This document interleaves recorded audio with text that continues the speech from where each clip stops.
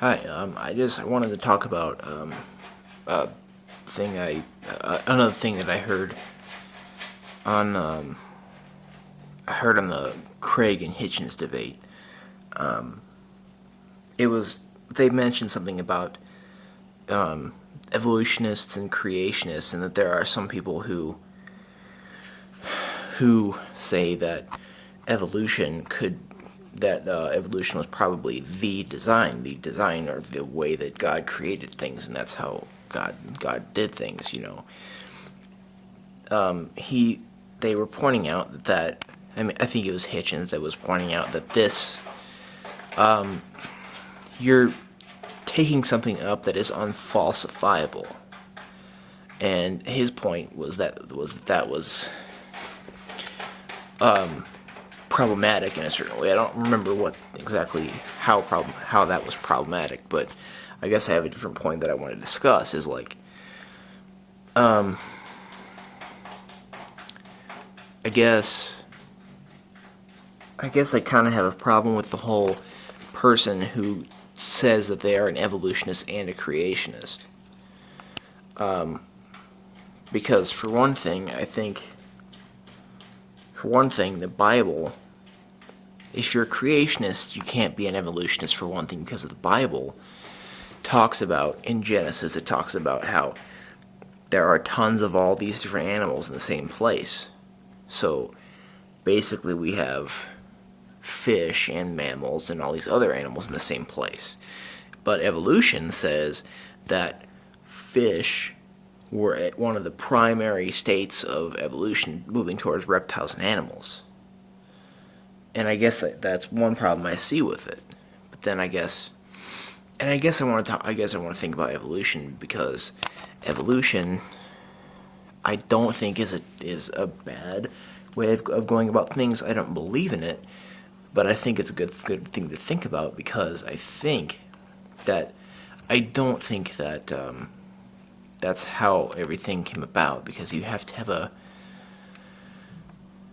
because with the Big Bang Theory, you have to have a point where stuff originates, and then you have to have a point because like you have to think about how we get from one thing to another, and then we have to.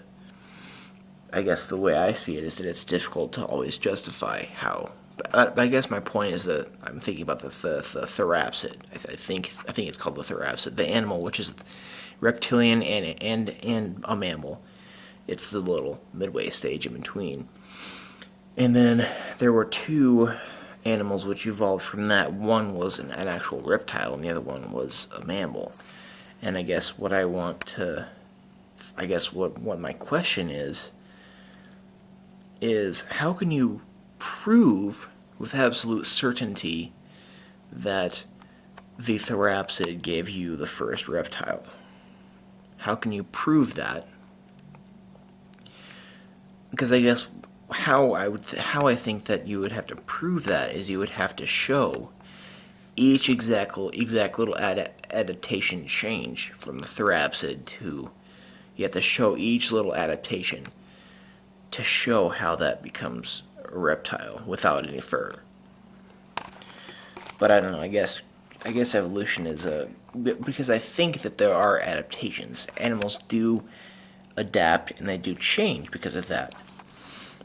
But I find it hard to believe that there is this one big line that goes from nothing, with the Big Bang Theory, and then somehow we get life, and then it just evolves from the small little bacteria to, what we are today and stuff like that. And then I guess also my question is, how do we get from animal intelligence to the sort of sentience and intelligence that humans have? That is something that also needs to be explained. So I guess if you are a evolutionist, you also are leading your arguments through some uncertain assumptions. So I guess that's one thing. But then I guess I want to speak out against the whole creationist evolutionist thing. mostly because I think that the two are contradictory, and plus you can't just. I mean, I think it's good for the creationists and the Christian apologists to look at the data, look at the, the science, and look at all that stuff, and maybe try and think about how your argument and your idea of things in your belief system corresponds to that, and but you can't exactly just sort of mold you can't like sort of mold your belief system into disrepair just to conform to certain theories, scientific theories.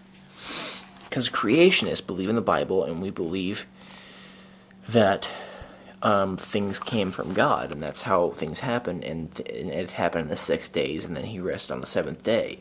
Now, I guess the evolutionist is gonna interpret these days of creation as multiple years, and what's basically being, and basically this part of the Bible is being made metaphorical.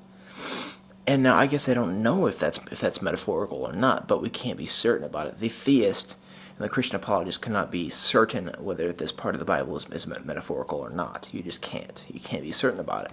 So, if you're going to be creationist, you have to stick to the Bible and how the Bible says that things came along. If you're going to be a creationist, so you have to stick to those things. You have to stick to the very thing that makes you a creationist. Which is why you can't incorporate evolution, which makes parts of the Bible metaphorical, which sort of brings the creationist belief system into it molds it into a bunch of disrepair, and it causes some problems there. And just like also Hitchens said, that it makes your argument unfalsifiable, and that's problematic. So I don't know. Yeah, I just wanted to talk about that a little bit, because this was a 2 hour and 12-minute video on YouTube. I'll put the link below, but it was a long video, and it made me think a lot. So.